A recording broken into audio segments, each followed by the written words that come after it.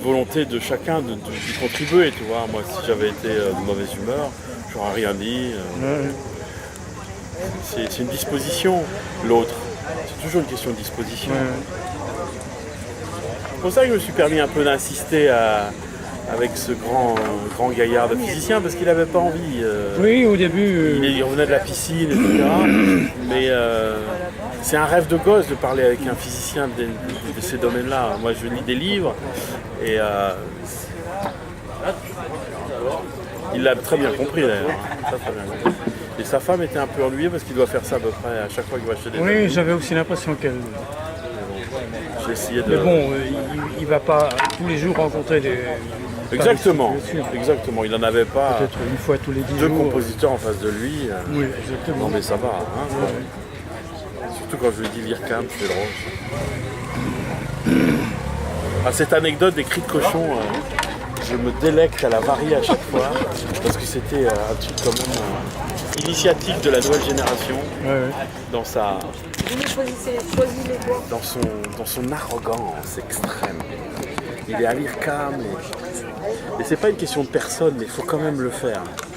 Dans une culture comme la nôtre, arriver dans les restes du Bauhaus et faire de la musique de cris de cochon, il faut quand même le faire. C'est les restes du Bauhaus, hein. C'est l'IRCAM, c'est quand même. Ou alors c'est un projet, non pas prométhéen, mais un projet Léonard de Vinci, de lier la science et l'art. Hein. C'est pas rien dans notre culture. Hein, à l'origine, c'était une volonté structuralisme et humaniste, tel que l'école grecque le définissait, pour penser et vivre la même chose. Ça m'a fait très plaisir qu'il parle de Spinoza. Alors là, par contre, je ne m'attendais pas à ça. Non, je te dis, c'est un type très cultivé. Oui, il est formidable. Il connaît aussi bien la religion juive que musulmane que chrétienne, et il a un respect pour toutes ces...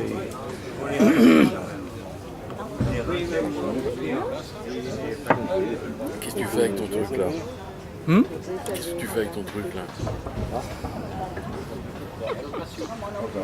S'enregistre ? Non. Si. Passe-moi ton galure alors.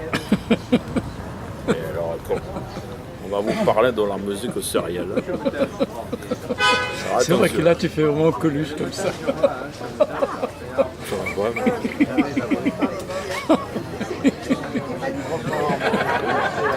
C'est Emmanuel Kant, t'as rien compris. Alors il est bon ce demi ? Il est pas mal. Hein. Mais là tu m'as un peu vexé là. Hein. On va voir ça demain matin.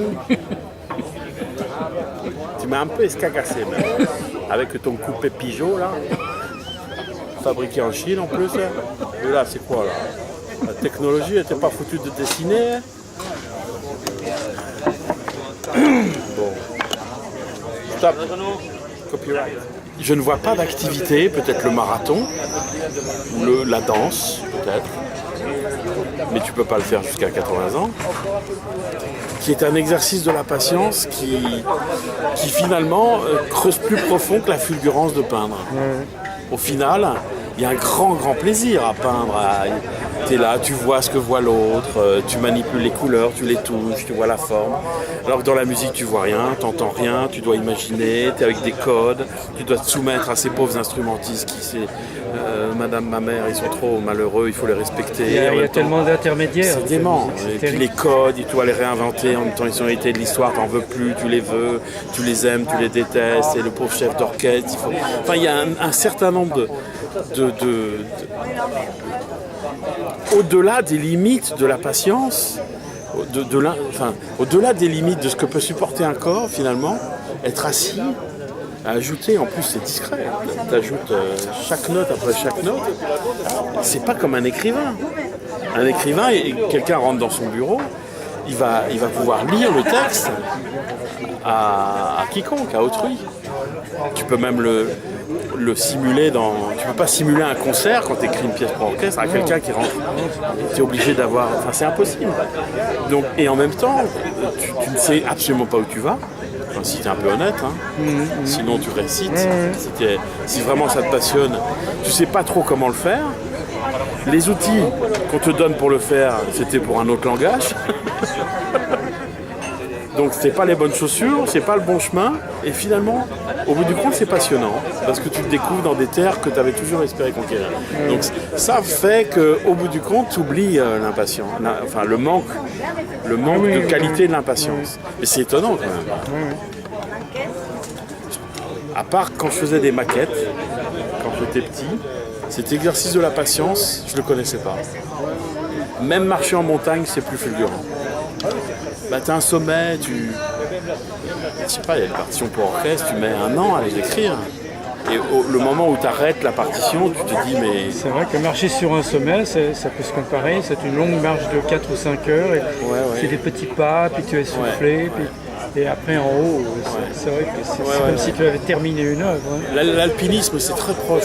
Enfin, la randonnée, le marché de montagne en randonnée, c'est très proche de la composition. Hein. Très très proche. Et on m'aurait dit que ça serait intéressant, j'aurais dit non, n'importe quoi.